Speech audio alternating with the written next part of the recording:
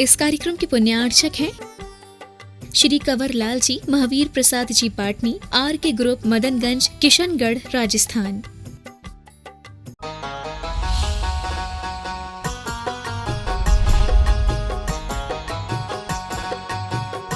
जीते सब जग जान लिया, सब जीवों को मोक्ष मार्ग का निष्प्रह हो उपदेश दिया। बुद्ध वीर जिन हरिहर ब्रह्मा, या उसको स्वाधीन कहो। भक्ति भाव से प्रेरित हो यह, चित्त उसी में लीन रहो, चित्त उसी में लीन रहो। कल आप लोगों को इन 4 लाइनों के बारे में थोड़ा सा बताया था कि जहाँ पर हमें अपने चित्त को लीन करना है, जहाँ पर हमें अपने मन को लगाए रखना है, वो जगह, वो स्थान इतना शुद्ध होना चाहिए कि उससे हमारा मानस भी शुद्ध बन सके। हम जिन चीज़ों के बारे में सोचते हैं उसी तरीके से हमारे दिमाग के जो वाइब्रेशंस होते हैं वो हमारी पूरी बॉडी को इफ़ेक्ट करते हैं, और उसी के माध्यम से हमारे आगे के सोचने का तरीका बनता है। हम क्या आगे प्लानिंग करने जा रहे हैं ये भी डिपेंड करता है कि हमारा सोच का तरीका क्या है। जब हम अपनी संसार की किन्हीं भी चीज़, किन्हीं भी परिस्थितियों और किन्हीं भी प्रकार की परेशानियों से अपने आप को दुखी पाते हैं, तो उस समय पर हमारे मन में एक भाव आना चाहिए कि हम अपने मन को उस समय पर सुखी बनाएं। किस समय पर? जिस समय पर हम दुखी हो रहे हों। और मन को सुखी बनाने के लिए अगर आपके सामने कोई अच्छा लक्ष्य होगा, अच्छा कोई आपके सामने उद्देश्य होगा, आपके सामने कोई ऐसा तत्व होगा कि जब हम अपने जीवन में कोई भी ग्रेट चीज़ों के बारे में सोचते हैं तो उस समय पर हमारा एनर्जी लेवल भी हाई होता है। हम लो क्वालिटी के लोगों के बारे में सोचेंगे तो हमारा एनर्जी लेवल भी लो रहेगा, और जब हम हाई थिंग्स, हाई पर्सन्स के बारे में सोचेंगे, सुप्रीम चीज़ों के बारे में सोचेंगे तो हमारा जो एनर्जी लेवल है वो भी एक्सट्रीम पर होगा। ये एक एनर्जी का फंडा है और इसी से हमारा दिन चलता है, इसी से हमारा जीवन चलता है। अगर आपके अंदर एनर्जी कम है तो इसका मतलब है कि आप अपने दिमाग को कहीं उन चीज़ों से टच नहीं कर रहे हो जहाँ पर एनर्जी मिलती है। सुन रहे हो? इसको बोलते हैं मोक्ष मार्ग का उपदेश। अब आप तो मोक्ष मार्ग भी ना समझते होंगे। मोक्ष मार्ग का मतलब the path to liberation. Liberation समझते हैं? मुक्ति, स्वतंत्रता, स्वाधीनता, ये क्या है? जो हमारे अंदर स्वाधीनता आएगी, जो हमारे अंदर एक फ्रीडमनेस आएगी, उसका एक पाथ है, उसी को बोलते हैं मोक्ष मार्ग। अभी हमको स्वतंत्रता मिल गई है फिर भी हम स्वतंत्र नहीं है, स्वाधीन नहीं है। स्वाधीन का मतलब केवल अपने ही आश्रित रहना, अपने ही सहारे पर रहना, किसी दूसरे का सहारा नहीं लेना, उसको बोलते हैं स्वाधीन। स्वतंत्र जो केवल अपना ही तंत्र माने अपनी ही मुख्यता रखता हो और किसी के ऊपर डिपेंड ना हो, वही स्वतंत्र होता है। सुन रहे हो? तो हम तो कितनी चीज़ों पे डिपेंड हैं, हमारी नॉलेज भी कितनी चीज़ों पे डिपेंड है? अगर हमारी आंखें काम करना बंद कर दें, हमको दिखाई ना दे, I depend on our eyes. समझ आ रहा है? हम अपनी आंखों पे भी डिपेंड हो गए। अगर हमारे मन में कुछ भ्रम पैदा हो जाए, या मान लो कोई हमको कुछ खिला पिला दे, कोई थोड़ा सा नशा करा दे, तो मेरा दिमाग भी कुछ ना सोच पाए। क्या समझ आ रहा है? किसी ने एक थप्पड़ मार दिया, या कहीं आपको ठोकर लग गई, समझ आ रहा है? दिमाग की थोड़ी सी भी स्क्रू इधर का उधर हो गया, कुछ नहीं समझ में आएगा। फिर सब मेमोरी क्षण भर में चली जाएगी। समझ आ रहा है? ये सब क्या है? ये हमारी डिपेंडेंसी है। किस पर? हम तब तक अपने को समझ पा रहे हैं, तब तक हम कुछ अपने को जीवित सा महसूस कर रहे हैं, जब तक कि हमारा दिमाग कुछ काम कर रहा है। थोड़ा सा भी डिस्टर्बेंस हुआ, माइन्यूट भी हो गया, तो आदमी विक्षिप्त हो जाता है। आपने देखा नहीं ऐसे लोगों को? जो आदमी तो हैं, लेकिन अब वो ना कुछ सोच पा रहे हैं, ना कुछ कर पा रहे हैं, ना उन्हें कुछ पूरा पिछला कुछ ध्यान है। करोड़ों रुपए कमा के रखे, लेकिन पता ही नहीं है ये करोड़ होते हैं, क्या होते हैं। उनके लिए अब करोड़ की कोई वैल्यू नहीं है। जब तक दिमाग ठीक था तब तक करोड़ की वैल्यू थी, अब कुछ पता नहीं है उनको, माइंड ऑफ हो गया है। सुन रहे हो? तो ये हमारी डिपेंडेंसी है। हाँ? अपनी जो नॉलेज है वो डिपेंड ऑन अवर सेंसेज। किस पर डिपेंड है? अपनी सेंसेज पर डिपेंड है, अपने माइंड पर डिपेंड है, और बहुत कुछ अपनी बॉडी के फंक्शन पर डिपेंड रहती है। तो जो नॉलेज बिल्कुल इंडिपेंडेंट होगी, वो नॉलेज कहां से जनरेट होगी? वो नॉलेज सोल से जनरेट होगी, because knowledge lies in soul. ज्ञान कहां रहता है? आत्मा में रहता है, not in mind, not in brain. क्या समझ आ रहा है? नॉलेज कहां रहती है? आत्मा में रहती है। तो जहां पर वह नॉलेज है, उस नॉलेज को किसी भी तरीके से कोई भी फर्क ना पड़े किसी भी बाहरी चीज से। अभी लाइट चली जाए, आपको कुछ सुनने में ना आएगा। समझ आ रहा है? देख तो सकोगे, सुन ना सकोगे। आप पढ़ने बैठे हो, लाइट चली गई, किताब आपके हाथ में, आंखें आपकी आपके पास में, कर लो, क्या करोगे? इसको क्या बोलते हैं? इसको बोलते हैं हम सेंसुअल नॉलेज, इंद्रिय ज्ञान। क्या बोलते हैं? समझ आ रहा है? हमारी आत्मा का ज्ञान डिपेंड है हमारी सेंसेस पर, हमारे माइंड पर। समझ आ रहा है? तो ये समझना चाहिए कि ये भी एक हमसे डिफरेंट फैक्टर हैं। मेरी आत्मा ज्ञानवान है, तो जिस समय पर मेरी आत्मा को कोई चीज की आवश्यकता ना पड़े, ऐसी जब प्योर स्टेट जब आत्मा को प्राप्त होगी, तो उसको सर्वज्ञ दशा बोलते हैं। और वो सर्वज्ञ दशा जिनको प्राप्त हो जाती है, तो वो सब प्राणियों को उपदेश देते हैं कि आप भी टू बी ए ओमनिसिएंट। क्या होना है आपको?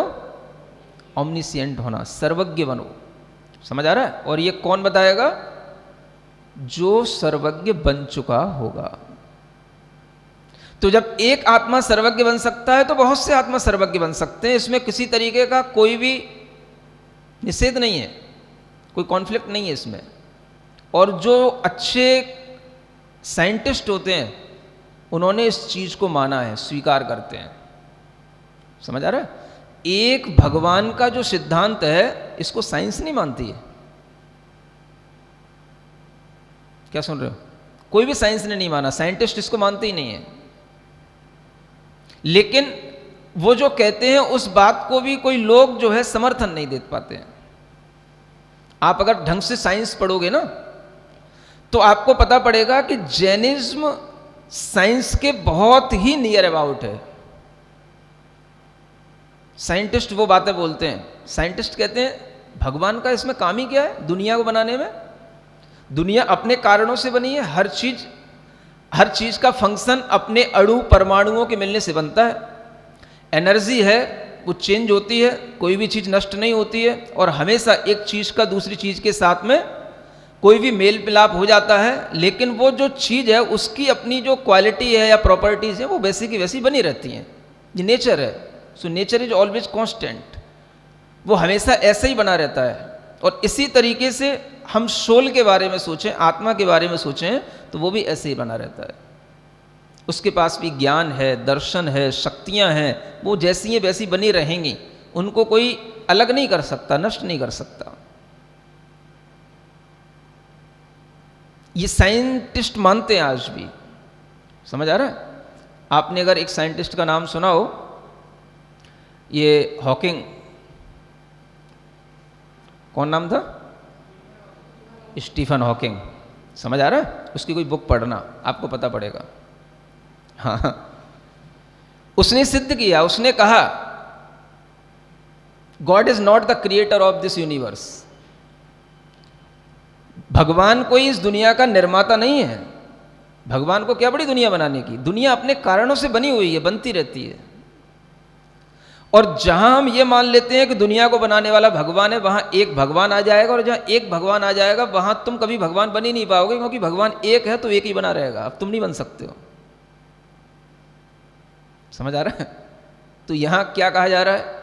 ये सर्वज्ञ हैं, जिन उन्हीं को बोलते हैं जिन्होंने हर प्राणी को भगवान बनने का उपदेश दिया। मोक्ष मार्ग का उपदेश देने का मतलब होता है मुक्ति के मार्ग का उपदेश, मुक्ति का उपदेश। मुक्ति किससे? इस संसार की इन सब विडंबनाओं से मुक्ति,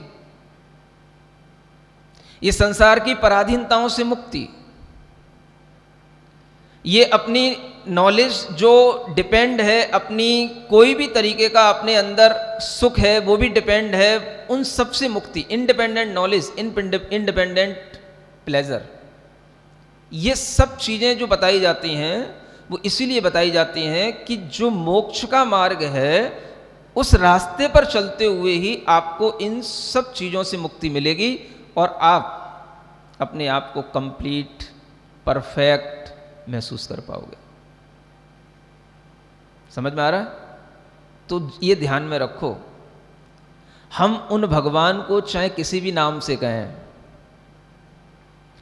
अभी एक बच्चे ने प्रश्न पूछा, महाराज कल आपने कहा इस्लाम में भगवान ऋषभदेव को रसूल कहा जाता है, तो क्या हम रसूल की पूजा करें? हमने नाम बताया था, नाम किसी का कुछ भी हो सकता है, चाहे हम उन्हें ऋषभ कहें, चाहे जिन कहें, चाहे ब्रह्मा कहें, चाहे रसूल कहें, चाहे उन्हें हम भगवान कहें, कुछ भी कहें, चाहे उन्हें हम शिव कहें, चाहे विष्णु कहें, कुछ भी कहें, नाम कुछ भी हो, लेकिन हम मान किसको रहे हैं? हमारे दिमाग में भगवान की फिगर क्या है? हमारे दिमाग में सर्वज्ञ है, वीतराग है, जिन है, तो उसका नाम कुछ भी हो चलेगा। समझ आ रहा है? हम क्वालिटी की तरफ देख रहे हैं, हम व्यक्ति के नाम की ओर नहीं देख रहे हैं। किसकी ओर देख रहे हैं? क्वालिटी की तरफ। ये 4 लाइनें बहुत अर्थ गंभीर है इसमें। जैनिज्म इसमें भरा पड़ा है। अगर आप इन 4 लाइनों को समझने की कोशिश करेंगे तो आपका मानस बदल जाएगा। आपके दिमाग में जितनी भगवान के प्रति भ्रांति हैं वो सब दूर हट जाएंगी अगर आप इन 4 लाइनों को समझने की कोशिश करेंगे। तो जो हमारे अंदर आज है वो हमें आगे और बढ़े और हमें उससे ज़्यादा मिले। ये कब मिलेगा? जब हम उस रास्ते पर चलेंगे जिस रास्ते पर चलने से ये सब चीज़ें बढ़ती हैं और आगे हमको मिलती चली जाती हैं। तो उसी रास्ते का नाम है मोक्ष मार्ग। समझ आ रहा है? तो मोक्ष मार्ग हर आत्मा को स्वयं में प्राप्त करना होता है और उसके लिए उसे क्वालिटी से जुड़ना होगा। किससे? हाँ, व्यक्ति का मोह नहीं रखना है, व्यक्ति के अंदर की जो क्वालिटी है उसको देखते हैं। इसलिए हम लोग एक बात बोलते हैं, याद रखना, वंदे तद गुण लब्धये। क्या बोलते हैं? वंदे तद गुण लब्धये। ये कोटेशन है छोटी सी, याद रखना, बहुत अच्छा है। वंदे माने मैं वंदना कर रहा हूं आपकी, आई सल्यूट कर रहा हूं आपको। किस लिए? तद गुण लब्धये, आपके गुणों की प्राप्ति के लिए। आपको प्राप्त नहीं करना है, आपके नाम से कोई मतलब नहीं है, आपकी क्वालिटी हमें जच गई है, बस क्वालिटी चाहिए हमें, हम क्वालिटेटिव पर्सन है। सो आई लाइक ओनली क्वालिटी। समझ आ रहा है? हम क्या पसंद करते हैं? हाँ, जैन होने का मतलब क्या है? क्वालिटी देखो। समझ आ रहा है? भगवान की भी क्वालिटी देखो, ऊपर की चीजें मत देखो, क्वालिटी देखो। और वो क्वालिटी चाहिए हमें जिसमें ना कोई दिमाग से काम लिया जा रहा हो, ना कोई मनमानी की जा रही हो, ना कोई किसी भी तरीके का अपना कुछ भी लुभावनापन बताया जा रहा हो, ना अपनी आत्म प्रशंसा की जा रही हो, ना किसी को अपनी पावर दिखाई जा रही हो, ना किसी के लिए जो है मैं भगवान हूं इस तरह से कुछ भी चमत्कार करके दिखाया जा रहा हो। ये सब चीजें नहीं, हमें क्वालिटी चाहिए, ओमनीसिएंट नॉलेज चाहिए, सर्वज्ञता चाहिए। समझ आ रहा है? अगर आप सर्वज्ञ हैं तो आप हमारे लिए भगवान हैं। आई सल्यूट टू यू, मैं आपको नमस्कार करता हूं। समझ आ रहा है? उसका नाम कुछ भी हो, चाहे उसे हम विष्णु कहें, चाहे ब्रह्मा कहें, चाहे रसूल कहें, चाहे कुछ भी कहें। क्या सुन रहे हो? क्वालिटी होनी चाहिए। तो यहां पर वही बताया जा रहा है कि आप ये अपने अंदर दिमाग में लाओ, जिन में जो क्वालिटी होती है वो क्वालिटी सर्वज्ञ होंगे, तो जिनमें सर्वज्ञता होगी तो उनकी बातों में भी तो कहीं ना कहीं कुछ सर्वज्ञता दिखाई देगी। नहीं समझ आ रहा? जब आप देखोगे कि हम जब कोई भी तरीके का शास्त्र पढ़ते हैं तो वो शास्त्र जो हमें उन जिनके ज्ञान से हमको ज्ञान मिला है, उस ज्ञान में कोई छोटी मोटी बातें होती ही नहीं है, सब बातें लंबी चौड़ी हैं। छोटी मोटी संख्या से कहीं कोई चीज ही नहीं शुरू होती है, हर चीज इन्फिनिटी की तरफ जाती है। हमारा कोई भी मैथमेटिक्स है, कोई भी लॉगरिथम्स है, कुछ भी है, वो सब संख्यात पे ही अटक जाता है। इन्यूमरेबल की भी गिनती कैसे कर पाए, काउंट कैसे कर पाए, इसका भी पूरा प्रोसीजर दिया हुआ है, और इनफाइनाइट तक पहुंचने का भी प्रोसीजर दिया हुआ है। समझ आ रहा है? अब आपके लिए ये तब समझ में आएगा जब आप ये जानने की कोशिश करें कि ये जो हम अपनी आंखों से और दिमाग से जान रहे हैं ये तो सब ऊपरी नॉलेज है, ये तो सब कोई जानता है। कुछ ऐसी चीज बताओ जिससे कुछ लगता हो कि हाँ सर्वज्ञता कोई चीज है। आज का साइंस है, मान लो हम आपसे पूछें आज का साइंस कितने साल पहले की बातें जानता है? 10 लाख, 10 करोड़, 10 अरब, कितने साल पहले की बात जानता है? बताओ कितने साल पहले की बात जानता है? मैं आपको एक छोटा सा अंदाजा इस बात से देना चाहता हूं, आप ये जानने की कोशिश करो। हमने कल आपको भगवान आदिनाथ के बारे में बताया था, समझ आ रहा है? भगवान आदिनाथ कितने समय पहले हुए इसकी चर्चा तो चलो दूर रहने दो। आप एक चीज का अनुमान लगाओ कि उनकी जो एज थी, आयु, जानते हो कितनी थी? उसको बताया जाता है 84 लाख पूर्व की उनकी आयु थी। कितनी आयु थी? 84 लाख, 84 लाख पूर्व। पूर्व मीन्स क्या होता है? ये एक यूनिट है, जैसे आप लोग यूनिट बोलते हो ना, करोड़, 10 करोड़, फिर अरब, खरब, शंख, नील, महानील, ऐसे चलते चले जाते हो ना, ऐसे ये यूनिट चलती चली जाती है पूर्व तक, है ना। इसके आगे भी बहुत कुछ है, ये एंड नहीं है, ये जो है एक मतलब मिडिल स्टेट की ये यूनिट है, बीच की एक यूनिट है। अब इसका मतलब क्या होता है जानते हो? 84 लाख वर्ष का एक पूर्वांग होता है। क्या बोला मैंने?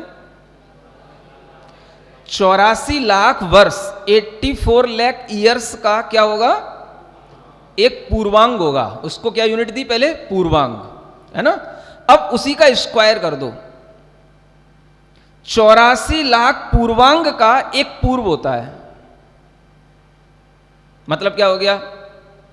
84 लाख इंटू 84 लाख, तब जाकर के क्या बनेगा?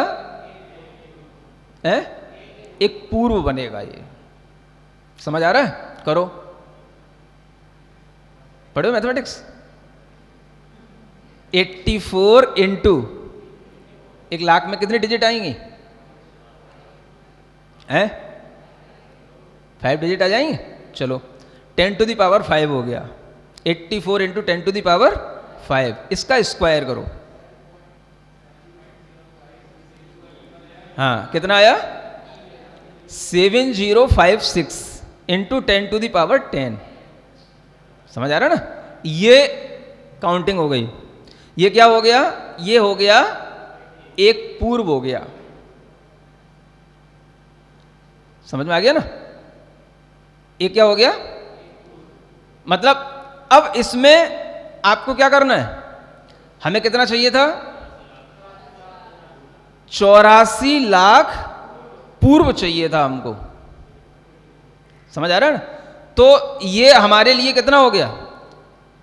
84 लाख पूर्वांग का एक पूर्व हुआ, तो ये एक पूर्व हो गया। अब इसमें आपको 84 लाख पूर्व का फिर से गुणा करना है।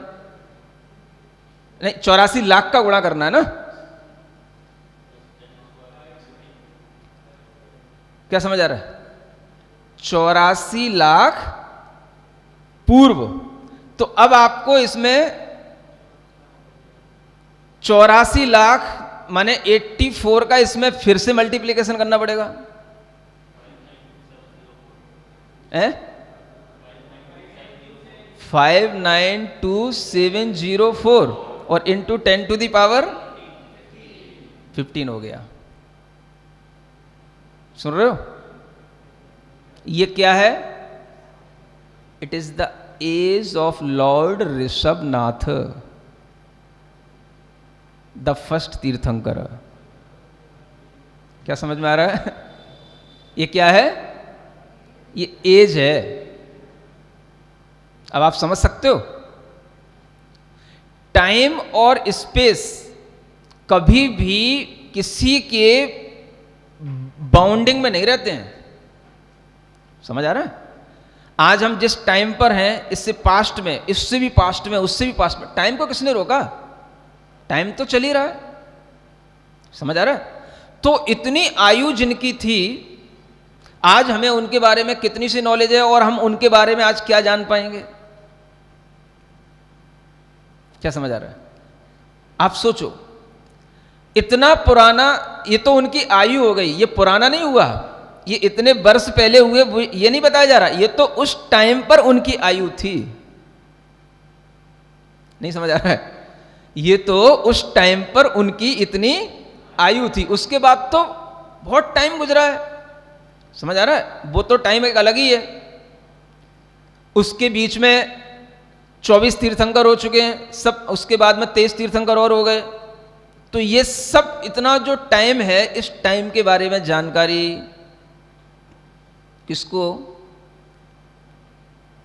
जिसके पास सर्वज्ञता नहीं होगी, उसको ये सब कोई भी जानकारी हो नहीं सकती। समझ आ रहा है? तो आप जब थोड़ा सा जैनिज्म को पढ़ेंगे, तब आपको समझ में आएगा कि यहां पर कोई छोटी मोटी बातें होती नहीं है। यहां पर सब बातें इतनी बड़ी बड़ी हैं, इतनी लंबी लंबी हैं कि आपको अगर हम आज से समझाना शुरू करेंगे तो न जाने कितने वर्षों में तुम्हें कुछ समझ में आ पाएगा। क्या सुन रहे हो? लेकिन फिर भी समझने की कोशिश तो करना है? भले ही हमें वो चीजें आश्चर्यजनक लगें, लेकिन इम्पॉसिबल तो नहीं है। क्या सुन रहे हो? अब हम आपको बताएं भगवान ऋषभदेव के बारे में, चलो थोड़ी सी जानकारी लेते हैं, है ना? वो जब राजा थे तो उनका विवाह हुआ, ठीक है? और विवाह होने के बाद में उनकी संतानें हुई। तो जानते हो उनकी कितने पुत्र पुत्रियां थे? हैं? कुछ नहीं मालूम? 101 पुत्र थे उनके, 101। क्या थे? इतने तो उनके पुत्र थे, और 2 उनकी पुत्रियां थी, ओनली 2 डॉटर्स। सुन रहे हो? और 2 उनकी रानियां थी जिनके नाम थे नंदा और सुनंदा। समझ में आ रहा है? अब देखो आप, जो सबसे पहला पुत्र था वो था भरत चक्रवर्ती, जिसके नाम पर आज भी ये भारतवर्ष का नाम जाना जाता है। और ये आदिनाथ का जिक्र उनके माता पिता, उनकी माँ का नाम था मरु देवी, उनके पिता का नाम था नाभि राय, उनके पहले पुत्र थे भरत, सबसे बड़े एल्डर सन, समझ आ रहा है। ये सब का वर्णन आपको खूब, जितना भी भारतीय संस्कृति में, जितना भी प्राचीन से प्राचीन साहित्य सब में मिलेगा आपको, चाहे वो श्रीमद् भागवत पुराण हो, समझ आ रहा है, और चाहे वो शिव पुराण हो, विष्णु पुराण हो, आप किसी में देख लोगे ऋषभ देव का वर्णन मिल जाएगा आपको इन्हीं नामों से। ऋग्वेद में और यजुर्वेद में तो उनको इन नामों से नमस्कार किया गया है। यजुर्वेद में तो मंत्र एक, नमो अरहंतः वृषभः, वृषभ अरहंत के लिए मेरा नमस्कार हो, समझ आ रहा है। अगर आप ये कहते हो कि वेद बहुत पुराने हैं, तो ये बताओ कि उसमें जो नाम आया है वो नाम उससे कितना पुराना होगा। क्या सुन रहे हो? अगर कोई वेद में कोई नाम लिखा हुआ है तो जब से तुम कहोगे उससे तो पुराना वो नाम होगा ना, वो पहले घटना घट चुकी होगी तभी तो उसमें लिखा गया, समझ आ रहा है। तो आप समझ सकते हो कि जब वेद लिखे गए तो उससे पहले भी ऋषभदेव हो चुके थे। थोड़ा कुछ कॉमन सेंस से सोचने की कोशिश करो। आपको कहां फुर्सत है आज कुछ पढ़ने की, ना हिस्ट्री पढ़ने की फुर्सत है, ना कोई आपको ज्योग्राफी पढ़ने की फुर्सत है। आपको तो बस अपने साइन थीटा और कॉस थीटा में ही उलझाए रखते हैं और उसका कोई यूज होता नहीं है। क्या समझ आ रहा है? तो हमें ये थोड़ी सी नॉलेज लेनी है कि आज हमें ये बड़ी आश्चर्यजनक लग रहा है भगवान ऋषभ देव के, अब वो भगवान नहीं है, अभी वो भगवान गृहस्थ अवस्था में मान के चले। तो उन्होंने जब विवाह किया, उनकी शादी हुई, तो उसके बाद में उनके पुत्र पुत्रियां हुई, तो कितने हो गए? 101 तो पुत्र हैं, उनमें एक भरत और बाहुबली, दो फेमस पर्सनालिटी हैं, समझ आ रहा है। हाँ, एक भरत और एक बाहुबली। बाहुबली तो जानते ही हो आप, ये बाहुबली नहीं जो पिक्चर वाला वो बाहुबली जिनकी एक मूर्ति श्रवण बेलगोल में लगी हुई है, समझ आ रहा है। वो भी दुनिया के 7 आश्चर्यों में के एक आश्चर्य आता है वो। हाँ, 57 फीट की है वो है? अब आप समझ हाँ इतनी है, तो वह आप समझ लो कि अब उनकी इतनी सी हाइट अभी आपको कितनी बड़ी लग रही है वो मूर्ति, समझ आ रहा है। 57 फीट की वो मूर्ति है, कभी आप जाकर के देखना, इतनी अद्भुत है कि उसकी परछाई तक नहीं पड़ती है। एक विशेष आश्चर्य की बात यह है, समझ आ रहा है। आप देखो किसी भी चीज की कोई भी आश्चर्य है तो वो क्यों है, उसके पीछे कुछ लॉजिक होंगे। अब अगर हम आपको भगवान आदिनाथ की हाइट बताएं तो आप तो यूं करके गिर पड़ोगे पीछे भी। उनकी हाइट होती है 500 धनुष, 500 धनुष। धनुष भी एक यूनिट है। अब उसको कैसे समझोगे? एक धनुष में 4 हाथ होते हैं, समझ आ रहा है। अपने ये जैसे इतना एक हाथ बोला जाता है, ये एक हाथ कहलाता है, समझ आ रहा है। अगर आप इसको नापना चाहो तो अब कितने धनुष हो गए, कितने हाथ हो गए? 500 धनुष में 2000 हाथ हो गए, समझ आ रहा है। एक हाथ को अगर आप फिट में जानना चाहो तो 1.5 फीट का एक हाथ होता है। कितने फीट का? 1.5 फीट का। अब फीट में उसका अंदाजा लगा लो तो कितना हो गया? 2000 हाथ में कितने फीट हो गए? 3000 फीट हो गए। 3000 फीट जानते हो क्या कहलाता है? ये हाइट इस हॉल की कितने फीट होगी? 10 फुट से 12 फुट की, ज्यादा से क्या होगी, समझ आ रहा है ना। ये 10 फुट की हाइट का ये हाल है। वो कितनी बता रहे हैं हम हाइट उनकी? 3000 फीट, समझ आ रहा है। इतना ऊंचा आदमी है, एरोप्लेन उड़ता है इतनी ऊंचाई वगैरह। तो आज ये सोचो कि हमारे पास आज क्या है। हम अपने आप को बहुत बड़ा समझ रहे हैं, बहुत बड़ा साइंटिफिक समझ रहे हैं, कुछ भी नहीं है। हम पागलों की दौड़ में दौड़ रहे हैं, पागल बने जा रहे हैं, कुछ नहीं है, समझ आ रहा है। जो अच्छी हाइट वाले लोग थे, अच्छी नॉलेज वाले लोग थे, वो तो सब हो चुके। आज तो हम काम चला रहे हैं अपने, जिनके जीवन में कभी चश्मे नहीं लगे, जिनको कभी इतनी अच्छी आंखें होती थी उनकी, आज हमारी जन्म से हार्ट में छेद मिलता है, चश्मे लगते हैं, कुछ होता है कुछ होता है। समझ आ रहा है? इतना घटिया किस्म का तो आप लोगों को शरीर मिलता है? बुद्धि के नाम पे तो क्या है, बस जैसे तैसे करके पास होते रहो। समझ आ रहा है? फर्स्ट सेकंड थर्ड में ही खुश होते रहो, बस हो गया, पढ़ लिया, IIT कर ली या कुछ जॉब कर लिया तो बस ठीक है, हमारा हम इंजीनियर बन गए, डॉक्टर बन गए, दैट्स ऑल, बस हो गया काम। क्या होना जाना इससे? अब सोचो कि ये कितने बड़े बड़े लोग हुए और क्या इनका वैभव था। पूरी जमीन, पूरा कहना चाहिए विश्व आज जितना खोज में भी मान के चलो, जितना आज हमारे लिए विश्व ज्ञात है, उस सारे विश्व के वो पूरे एक राजा थे, देश के नहीं, पूरे विश्व के एक राजा थे, वो ऋषभदेव। समझ आ रहा है? बोलो तो आ रहा है? लेकिन जब तक वो घर पर थे, समझ आ रहा है, रानियां भी थीं, पुत्र भी थे, सब कुछ था, क्या हुआ उनको? आत्मज्ञान हुआ। क्या हुआ? आत्मज्ञान। अरे ये सब किसके लिए?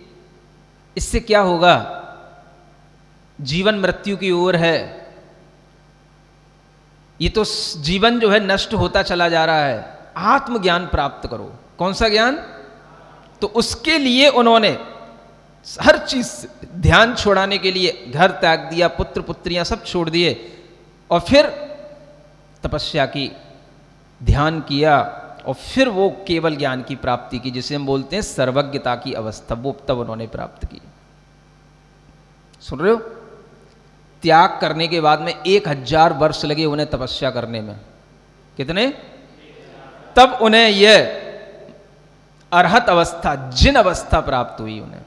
कौन सी अवस्था? जिन। तब वो जिन बने। उसके बाद में उन्होंने उपदेश दिया मोक्ष मार्ग का। जैसे हम बने तैसे तुम भी बन लो। समझ आ रहा है? यूं नहीं कहा कि मैं अकेले ही बना रहूंगा, मैं ही भगवान हूं, मैंने ही सब कुछ कर दिया है, अब तुम्हें कुछ करने की जरूरत नहीं है। समझ आ रहा है? आप भी करो, आप भी कर सकते हो। और यही साइंस भी कहता है। साइंस कहता है कि ये सर्वज्ञता कोई बड़ी बात नहीं है, हमको बड़ी लगती है। बड़ी इसलिए नहीं है क्योंकि अगर उसने एक जगह मैंने एक स्टेटमेंट पढ़ा था, एक लेडी हुई है एलिजाबेथ फेवर करके, समझ आ रहा है, इंग्लिश लेडी हुई, तो उसने इस सर्वज्ञता के बारे में उसने जो है अच्छा एक स्टेटमेंट दिया था कि अगर कोई सोने का टुकड़ा है तो वो सोने का टुकड़ा चाहे यहां का हो चाहे कहीं का हो, सोना सोना ही रहेगा। समझ आ रहा है? सोने की जो क्वालिटी है, जो गोल्डन पीस है, वो चाहे इस जगह का हो चाहे किसी जगह का हो, उसकी जो अपनी प्रॉपर्टीज हैं उसमें कोई अंतर नहीं आएगा। इसी तरीके से आत्मा चाहे हमारी हो चाहे तुम्हारी हो, किसी भी आत्मा में कोई अंतर नहीं आएगा। जिस आत्मा में जितनी क्वालिटी है वो रहेंगी, और अगर एक ने कोई क्वालिटी डेवलप कर ली है तो दूसरा भी कर सकता है, इसमें कोई दिक्कत की बात नहीं है। समझ आ रहा है? ये अपने आप में बहुत सारे ऐसे आर्गुमेंट्स हैं जिससे हमारा दिमाग खुल सकता है। और सबसे बड़ी चीज हमें पहले ये खोल लेनी चाहिए अपने दिमाग में कि एक भगवान जब तक तुम मानोगे तब तक तुम्हें ना सर्वज्ञता के ऊपर विश्वास आएगा और ना तुम्हें खुद भगवान बन सकते हो, इस बात पे कभी विश्वास आएगा। समझ आ रहा है? तो भगवान कितने होते हैं? सुन लो, कितने होते हैं? भगवान अनंत होते हैं, अनंत हो चुके हैं। समझ आ रहा है? ये तो 24 तीर्थंकर, ये जो एक इस काल में केवल 24 हुए इस युग में, बाकी तो इससे पहले time is endless, space is endless, ये सिद्ध हो चुका है। साइंस भी कहती है स्पेस और टाइम की हम कभी काउंटिंग नहीं कर सकते हैं। समझ आ रहा? तो ये हमारे दिमाग में आना चाहिए कि आखिर हम जिस दुनिया में जी रहे हैं उस दुनिया में पहले क्या हो चुका है और हम आज कहां बैठे हैं। और हम अपने आप को इतना बड़ा समझ रहे हैं, मोबाइल हाथ में आ गया तो अपने सेंसा समझ लेते अपने आप, दुनिया हमारे हाथ में आ गई है। क्या रखा उस मोबाइल में? समझ आ रहा है? समझो तो भगवान आदिनाथ की हाइट कितनी थी? 3000 फीट। 500 धनुष याद नहीं रहेगा? समझ आ रहा है? चलो कोई बात नहीं, कैसे भी याद रखो। अब उनके जो पुत्र थे बाहुबली, समझ आ रहा है ना? ये समझ लो कि जो कर्म भूमि होती है, दो तरीके की भूमियां, मतलब एक व्यवस्था है, एक भोग भूमि और एक कर्म भूमि। इसकी डिटेलिंग आपको फिर कभी बताएंगे नेक्स्ट क्लास में। तो जो कर्म भूमि होती है उसमें सबसे ज्यादा मैक्सिमम हाइट वाले जो मनुष्य हुए हैं वो हाइट होती है 525 धनुष, इससे ज्यादा नहीं होती। कितनी? मतलब ये हुआ कि उनका जो बेटा था, कौन सा? बाहुबली, भरत नहीं, बाहुबली, समझ आ रहा है? वो उनसे भी 25 धनुष ऊपर ऊंचा था। क्या समझ आ रहा है? बोलते हो ना बेटा बाप से आगे। इसीलिए होता है बेटा बाप से आगे। और कई बार देखना आप कि जो छोटा होता है उसकी हाइट ज्यादा दिखती है, बड़ा होता है उसकी हाइट कुछ भरत की हाइट कितनी थी?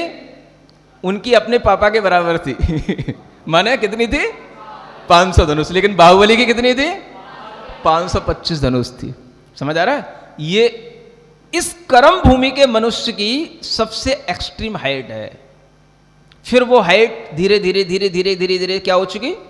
मिनिमाइज होती गई, कम होती चली गई। समझ आ रहा है? और लास्ट में अब देखो, आप इससे एक अनुमान लगा सकते हो कि आज से भी 50 वर्ष पहले कितने ऊंचे ऊंचे लोग मिलते थे। समझ आ रहा है? आज भी देख लो अमिताभ बच्चन की हाइट है। और इधर भी थोड़ा सा चले जाओगे, निग्रो देश के जो लोग होते हैं, वेस्ट इंडीज के लोग होते हैं, ये भी थोड़ा सा तुमको अच्छी हाइट वाले मिलेंगे। आपकी हाइट और आज से 20 साल पहले के लोगों की हाइट आप देख लेना। और आज जो हाइट हो रही है उससे आगे और क्या होना है? और कम कम होते जाना है। कभी मैं आपको पूरा एक काल चक्र बताऊंगा, उससे आपको बहुत कुछ अच्छा समझ में आएगा। समझ आ रहा है कि हम किस चक्कर में घूम रहे हैं, कौन सा चक्कर चल रहा है? समझ आ रहा है? तो ये चीज समझने की है। मोक्ष मार्ग का उपदेश इसको बोलते हैं। हमें क्या करना है? हमें इस संसार के बंधनों से मुक्त होना है। ये हमें किन्ने उपदेश दिया? तीर्थंकरों ने उपदेश दिया। और कैसे दिया? निष्प्रय होकर के दिया। कोई उन्होंने आपसे अपेक्षा नहीं रखी कि आप हमारी पूजा करना तो ये हमको तुमको मोक्ष मार्ग का उपदेश देंगे, कि तुम हमको इतना चढ़ौती चढ़ा देना तो ये हम तुमको ये उपदेश देंगे। नथिंग एल्स, कुछ नहीं है। समझ आ रहा है? निष्प्रयता का मतलब कोई उनका स्वार्थ नहीं, वो तो उपदेश दे करके चले गए। अब आपको फॉलो करना हो तो ठीक है, ना करना हो तो ठीक है, आप अपनी नॉलेज से काम करो।